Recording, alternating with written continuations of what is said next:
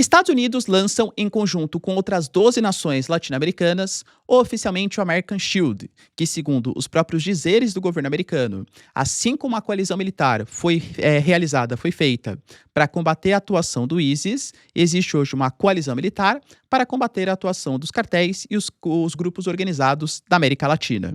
Ele fala em possibilidade de ataque àqueles países que são coniventes com o crime organizado. E lembrando que 3 países que são os mais populosos da América Latina e que têm atuação bastante significativa desses grupos, que são Brasil, México e Colômbia, não foram convidados. Isso significa, então, que o Brasil está em risco de um possível ataque americano em nosso território? Vai lembrar que a gente teve pronunciamentos oficiais relacionados à possibilidade de ataque em relação ao Brasil, vamos entender aqui exatamente o que foi dito, e o Trump também garantindo que Cuba está próximo do seu fim. Mas o Brasil está coordenando um grupo para envio de ajuda humanitária que pode dificultar ou pelo menos desacelerar esse processo de uma troca amigável de governo, segundo o próprio governo americano. Se vocês querem entender um pouco mais sobre esses assuntos, e muito mais também sobre geografia, geopolítica, atualidades, política, polêmicas, enfim. Tudo para você se manter sempre bem atualizado. Já se inscreve no canal, deixa seu like, compartilha esse vídeo, que eu, professor Ricardo, conto muito com a sua ajuda. Belezinha? Cara, presta bastante atenção que a Nômade, nesse mês de março, está te disponibilizando a melhor promoção da história, 5% de cashback no mês do consumidor. Você baixa o aplicativo que é de graça, abre a sua conta. De graça também, taxa de manutenção, taxa de nada, tá? Você, na sua primeira conversão cambial limitada a $40, ganha 5% de cashback. Fora várias outras promoções, parcerias, tem acesso a mais de 180 países, comprando seus dólares antecipadamente para suas viagens internacionais. Você compra no momento que for mais conveniente, dá até para parcelar sua compra de dólar. É sensacional, tá? Baixa o aplicativo, eu tenho certeza que vocês não vão se arrepender. Tamo junto? Então, bora lá pro vídeo, pessoal. Seguinte. Como eu falei para vocês, e a gente vem tratando em alguns vídeos aqui no passado, os Estados Unidos divulgaram no seu documento de estratégia nacional que o objetivo, o corolário Trump, a doutrina Doral, vai valer para a América Latina. A ideia é realizar operações militares para que governos se alinhem ao pensamento dos Estados Unidos e retirem a atuação de potências estrangeiras. É óbvio que a referência mais clara é a China, que realiza fortíssimos investimentos, não só no Brasil, mas fortíssimos investimentos na Argentina, no Equador, no Peru, enfim, em praticamente todos os países latino-americanos. Inclusive a China se pronunciou publicamente ontem, garantindo que a América Latina não deveria ser alvo de pressões internacionais, já que os países têm soberania e têm poder de decisão, para saber, independente de pressões militares, com quem eles querem realizar parcerias econômicas. Particularmente, eu concordo mais com esse pensamento chinês, né? Mas, de novo, uma coisa é o mundo ideal, outra coisa é o mundo real. Realmente, o que a gente está falando é um aumento da presença militar americana na América Latina. Nós tivemos operações que já começaram a ser realizadas no Equador, o Paraguai realizando parceria também militar com os Estados Unidos, permitindo a atuação de militares americanos em solo paraguaio, lembrando que a região da Tríplice Fronteira é uma região com atuação de grupos, até mesmo células do Hezbollah, pelo menos é a acusação dos Estados Unidos, e é óbvio que com esse Argentina, Equador, o Peru mesmo, né, uma série de países ali se aproximando do pensamento mais pró-Estados Unidos, fazendo uma espécie de fronteira, uma espécie de arco em torno do Brasil, preocupa a soberania brasileira.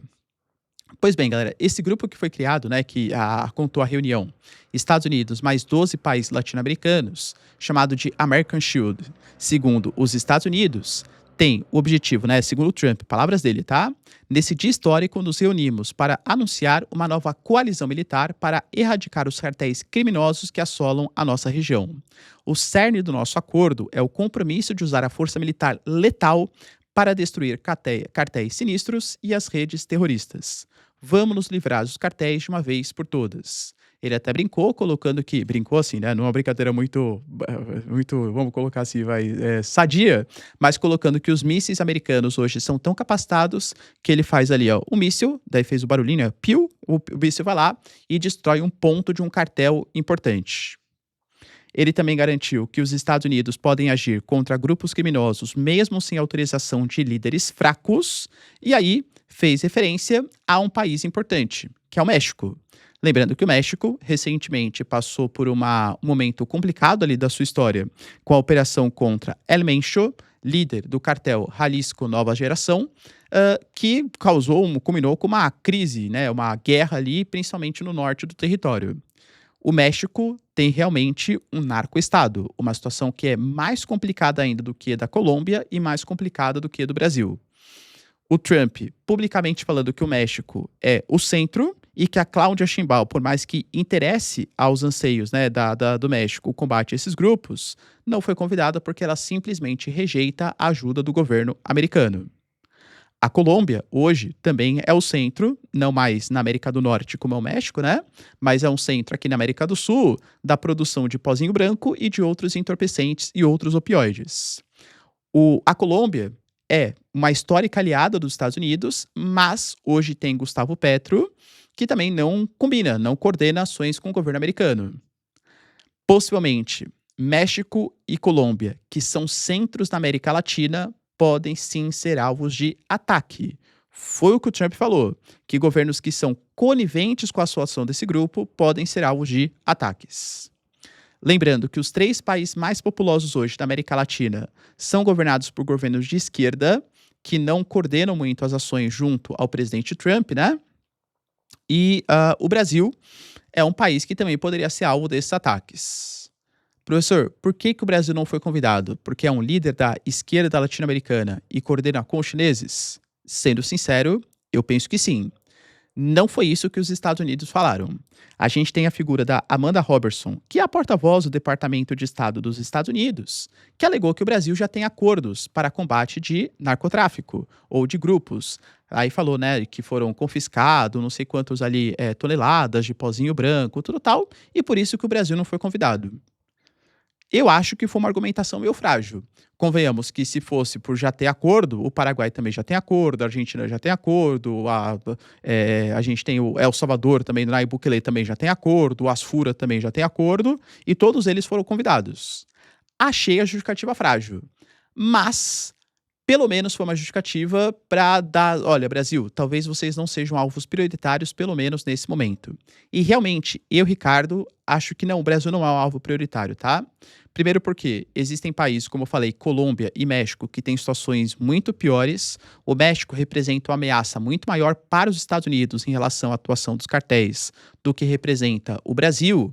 E o Brasil não é qualquer coisa. Em que sentido? O Brasil, por exemplo, é um país de mais de 200 milhões de pessoas. O Brasil, com certeza, é uma das lideranças do Sul Global. O Brasil faz parte dos BRICS. O Brasil, com certeza, é um grande aliado dos chineses. Então, uma atuação militar dos Estados Unidos no Brasil poderia fazer com que toda a América Latina se ressentisse e talvez visse a atuação dos Estados Unidos de maneira muito imperialista, já que o Brasil é uma democracia reconhecida internacionalmente. Temos nossos problemas, né? Que eu tô falando que é uma coisa sensacional, né? Problemas, Daniel Vorkar, não vamos entrar nesse mérito aqui, né, no vídeo, mas, assim, é uma democracia reconhecida internacionalmente, então acho que não seja o objetivo dos americanos, pelo menos nesse momento.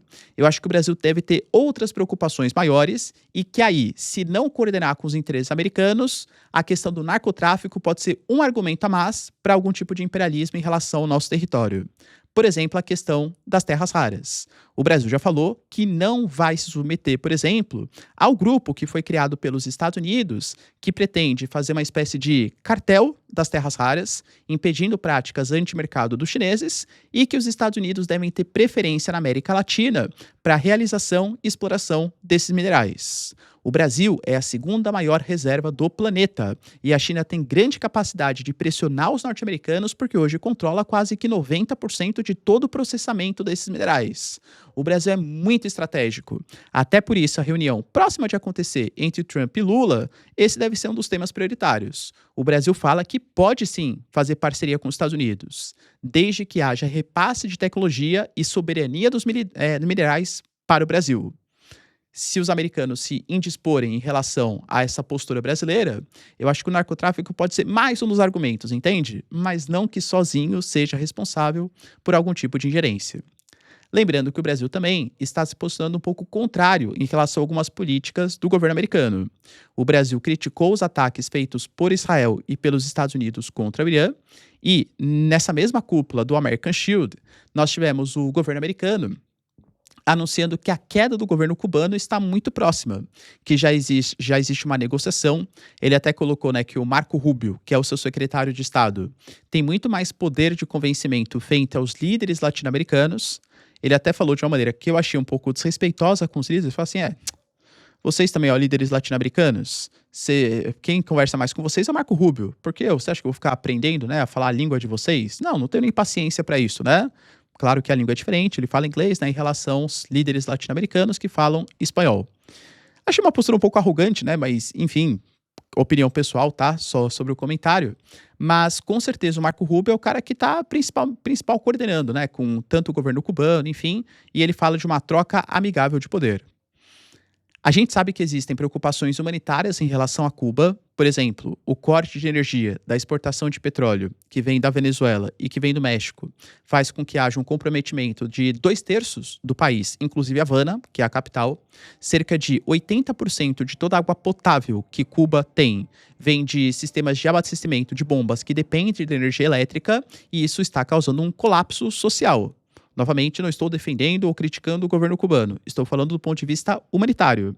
A gente tem o Brasil, nesse momento, criando uma espécie de coalizão para essa ajuda humanitária internacional, enviando remédios e outros produtos, como sementes e alimentos, arroz, leite em pó, feijão. A ideia do Brasil é fazer com que Cuba tenha mais autonomia para criar os seus próprios produtos e dependa menos de importações, em meio aos embargos e às pressões políticas dos Estados Unidos para que os países não negociem com Cuba.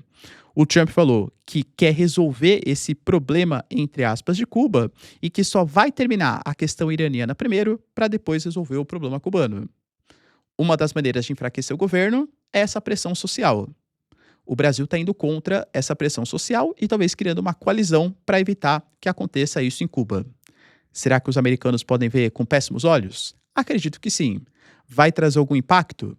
De novo, estou muito ansioso para saber se a química que rolou entre Trump e Lula na cúpula da ONU, dita pelo próprio Trump, vai sobreviver às críticas em relação aos ataques contra o Irã, à não participação do Brasil no American Shield, ao Brasil não aceitando dispor as suas terras raras diretamente para os Estados Unidos e buscando parceiros que sejam mais eficientes, e a ajuda humanitária que o Brasil está liderando para Cuba. E aí, será que vai?